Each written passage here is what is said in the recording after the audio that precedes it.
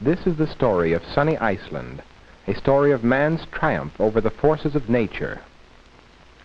Iceland is really misnamed because the climate there is much milder than its name would imply, since the entire south coast of Iceland is warmed by the waters of the Gulf Stream. Here's how it got its unattractive name. A Norwegian Viking named Floki sailed to Iceland about 870 A.D. and landed on the north coast, where he spent a miserable winter among the ice floes, which are often brought to the north coast by the Greenland current. He returned to report that the new country was truly a land of ice, an ice land. But other Vikings still came, first Ingolfur Arnarsson, then others. Leif Erikson, an Icelander by birth, sailed west to finally reach the New World in the year 1000 at what was probably the coast of Labrador. Some scientists believe that Leif called the new country Vinland the land of vines because he mistook the wild cranberries growing there for a species of grape. Approaching Iceland from America, ships usually pass just south of Greenland, where ice floes are a common sight even in summertime.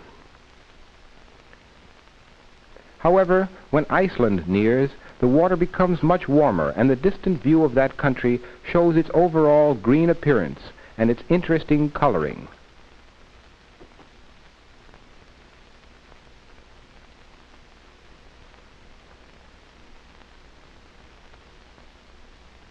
Iceland is an extremely volcanic island.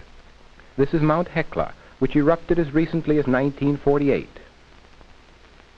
Almost all of the very fertile soil the original Viking settlers found there, as well as the extensive forests they found, have in the past 1,000 years been covered by a heavy coating of sterile, volcanic material. Only tiny flowers grow on the moss covering the lava.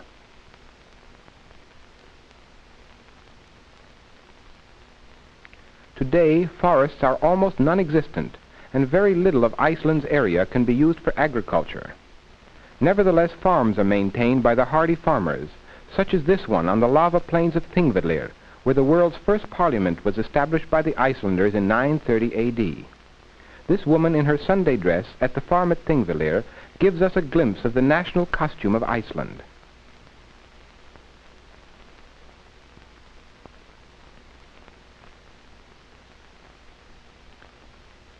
Hard physical labor on the farms has not removed from these hardy people their inborn desire for education and literature. Iceland is one of the only nations in the world that can boast of having no illiteracy. On the lonely farms in the country, for generations past, their greatest relaxation has been the reading aloud of the famous Icelandic sagas, written in the 12th century. So pure has their language remained that school children today can readily read the 12th century literature. Through hard physical labor, the Icelanders have made fields of grain and grass grow in former lava field areas.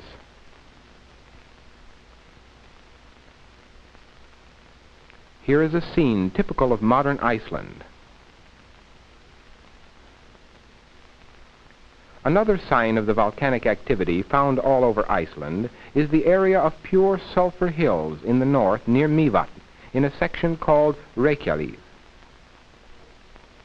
Commercial use of this sulfur is not possible at present because of the isolated location of the deposits and also the high transportation costs to bring it to the world markets.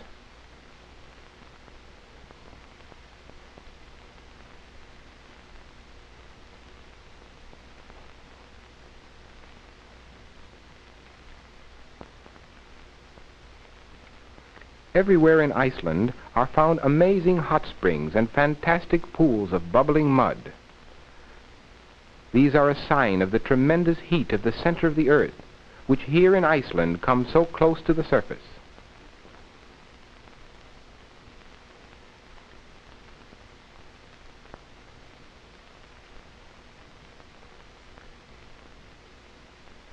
However, these hot springs and erupting geysers are not merely scenic. Faced by the need for an inexpensive fuel in an almost forestless land, the people have developed a unique method of utilizing the hot springs. A typical example of what they can do can be seen in the town of Hveragerði, where everyone has a private hot spring in his own backyard. Hot springs are capped here, much as oil wells are capped, and the heat and moisture are used to heat greenhouses, in which are grown many beautiful flowers, fruits, and vegetables. Tomatoes are plentiful here in Iceland because of this method of growing them.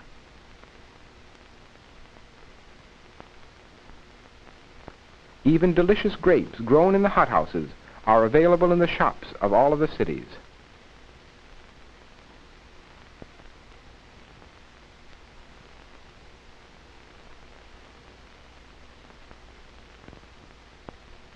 Bananas can even be grown here in Iceland using this method. In these water tanks is kept almost boiling water from the hot springs, water which is piped into Iceland's capital city Reykjavík with 55,000 population to heat the entire city all year round. The many waterfalls of Iceland provide the electric power for cooking and electric lights. This is Gullfoss, the Golden Falls.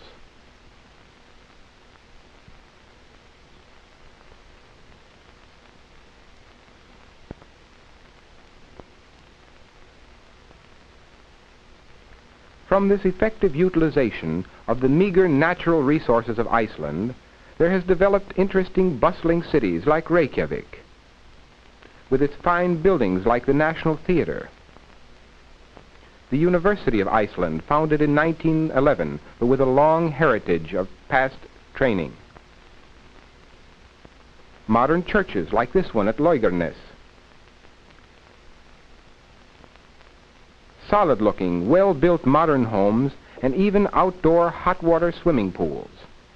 This sturdy living has developed a fine-looking nation of people.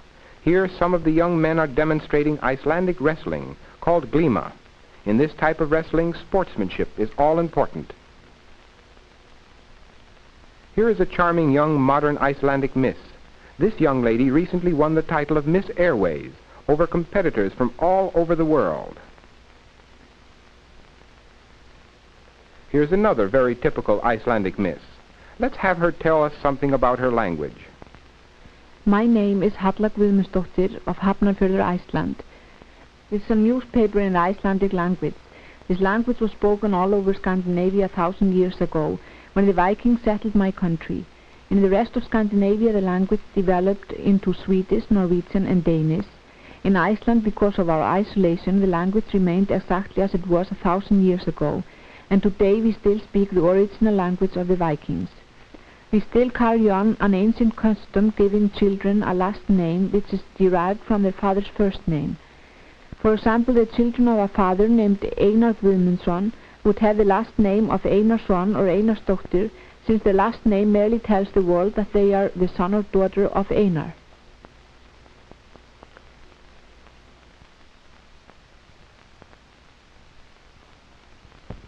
For her main industries for world commerce, Iceland looks to the sea. Here is the whaling station at Hvalfjörður, where whales are cut into small pieces to be boiled down to whale oil.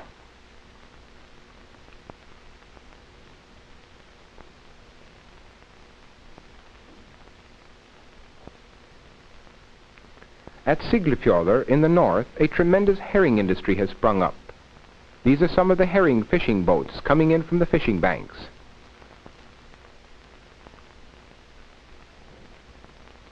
Here the herring are cut and salted for shipment all over the world.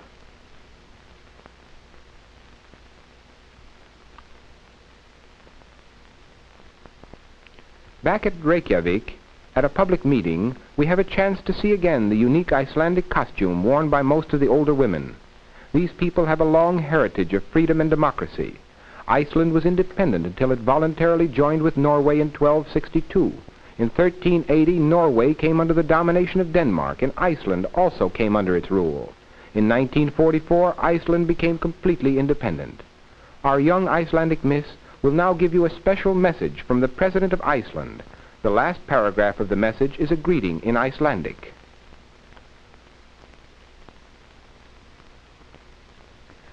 Iceland, that has been described by one of our poets as a strange medley of frost and fire, sends the people of the United States the greetings of her people. Our forefathers who came here over 1,000 years ago, most of them from Norway, but some of them from the northern British Islands and Ireland, established a free commonwealth in this island early in the 10th century, with a national assembly, the Althing, that was much like modern parliament. Nearly 1,000 years ago, an Icelander, Leif Erikson, discovered America and was the first white man to set his feet on your shores. We remember this when we recall the bonds of friendship that unite the peoples of the United States and Iceland. With the establishment of the Republic of Iceland in 1944, our wishes were fulfilled as regards the most practical form of government for a free and independent people. We are convinced that with the understanding and help of all the freedom-loving nations, Iceland will continue to stand as a true democracy at work. We wish you happiness and God's blessing. Við erum þess fullvissir að með skilningi og aðstoð allra frelsisunandi þjóða muni Íslandi auðnast að varðveita lýðræði sitt í allri framkvæmd. Alúðar óskir og Guðs friðar. This message has come to you from the President of Iceland to the people of the United States of America. And this film has shown how the people of Iceland overcame the calamity of nature which took away their forests for fuel and their fertile soil, and made those very forces a help in making their nation a self-reliant democracy.